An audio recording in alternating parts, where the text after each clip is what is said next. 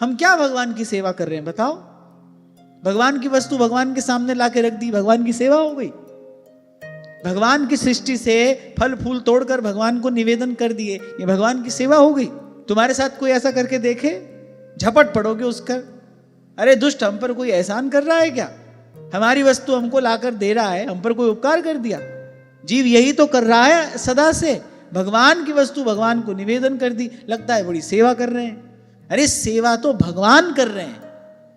करऊं सदा तिनकी रखवारी, जीव का भरण पोषण करते हैं, जीव का रक्षण करते हैं, कुमार्ग पर जाने से उसको रोकते हैं, पल पल उसकी संभाल करते हैं, अपनी कृपा की बयार में बहाकर उसको संतों के चरणों में लेकर आते हैं, भजन के मार्ग पर उसको पहुंचाते हैं, फिर उसको चलाते हैं, गिर ना पड़े इसकी पल पल संभाल करते हैं। और फिर कहा योग क्षेमम वहाम्य हम, उसके पास जो नहीं है वो उसको प्रदान करते हैं, और जो है रक्षक बन के उसकी रक्षा करते हैं। तो एक बार आंख खोलकर देखो, बुद्धि से विचार करो, कौन किसकी सेवा कर रहा है?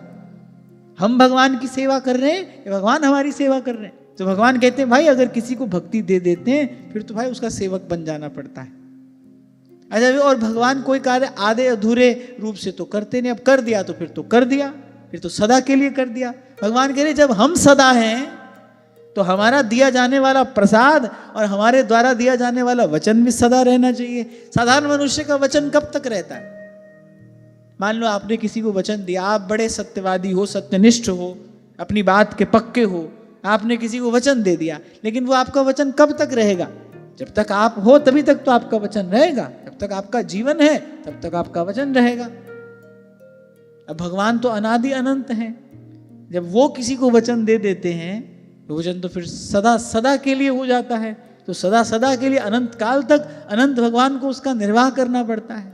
इसलिए स्पष्ट कहा भगवान ने, मुक्तिम ददाति करहिचित स्मन भक्ति योगम। मुक्ति तो मैं फिर भी दे देता हूं, फिर भी कहा मेरे चलो ये तो मैं फिर भी दे देता हूं, स्मन भक्ति योगम, लेकिन भक्ति नहीं देता।